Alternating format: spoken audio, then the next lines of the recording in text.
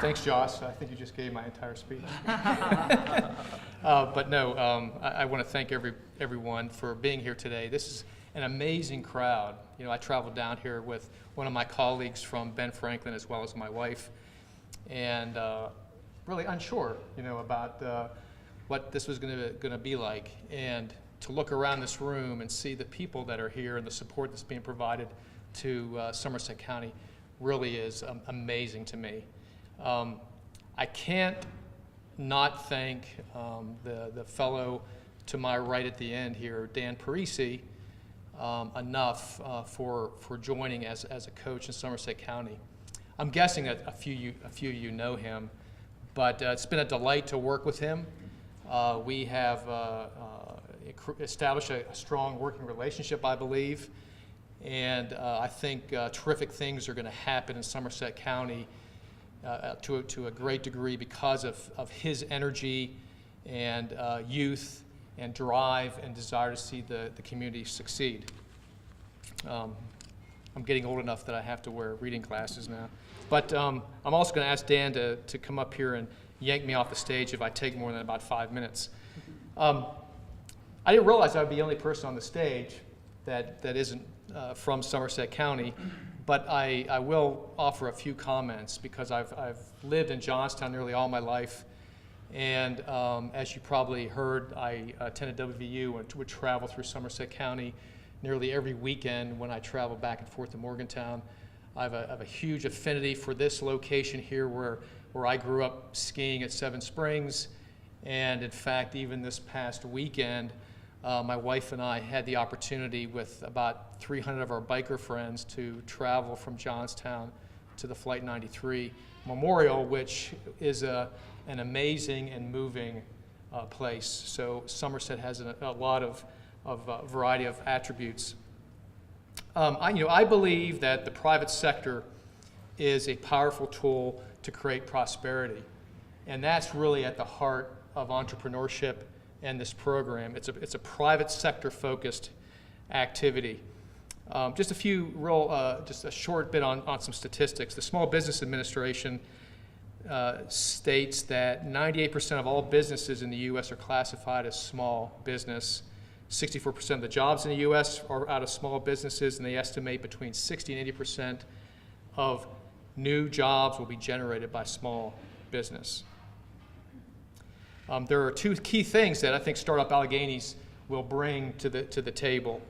I think they will bring access to capital, and they will bring business advice and support to the entrepreneurs who really are at the center of this. The entrepreneurs are the heroes here, the stars here of this program, and we're here to make sure they can be as successful as they can be.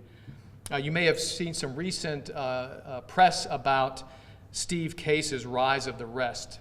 This is a gentleman who, if you don't know him, he started America Online years ago, became a wealthy individual in his own right, and has talked recently about the fact that we have Silicon Valley on the West Coast and we have cities on the East Coast. Not a whole lot from an entrepreneurial standpoint happening in the middle, and he believes that there is absolutely no reason that businesses can't start and scale anywhere. And I certainly believe that.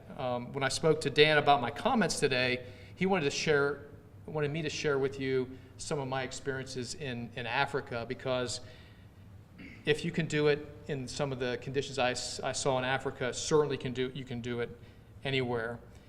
So why not Somerset for sure? What I saw was a need to have leadership and entrepreneurs who had a mindset to grow, were coachable, and could build strong management teams. Let me just give you two examples of companies I was involved in. One was a company called IT Consortium. They were a small business. When I first worked with them, they had 5 people, and they were in the financial technology business in Accra, Ghana. And in Africa, some of you may have heard this, mobile money, use of cell phone to transfer money, is something that really emerged in Africa as a technology. And they were taking it to really the next level in terms of using it for students and parents to pay for university tuition, pay for utilities. This company today, in fact, I'm on their board, and we had a board meeting less than a month ago. And they are now 25 people. They're not only in Accra, Ghana, but they're also in Nairobi, Kenya, and they've opened up an office in Dubai.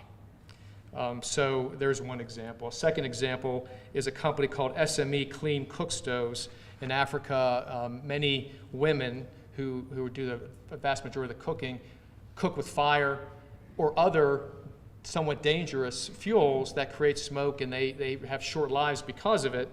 And this company introduced clean cook stoves that use gelled, a gelled fuel to overcome that major health issue. They actually leverage technology because anywhere in the world now you can essentially get access to the internet, you can develop software tools, and you have the mobile money that I mentioned before. And they've implemented a multi-level marketing approach to reach the masses in Nigeria, and they are able to scale at low cost. So again, they started up in 2014.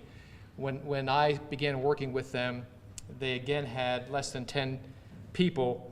For this discussion tonight, I took a look at where they are today. They have established a fuel production and bottling plant in Lagos, Nigeria. They have now sold 400,000 cook stoves. They've produced 1.6 million liters of fuel, and they just recently attracted $1 million in Series A financing from Acumen private equity funds. So why not Somerset is my question, and certainly I think it can happen in Somerset.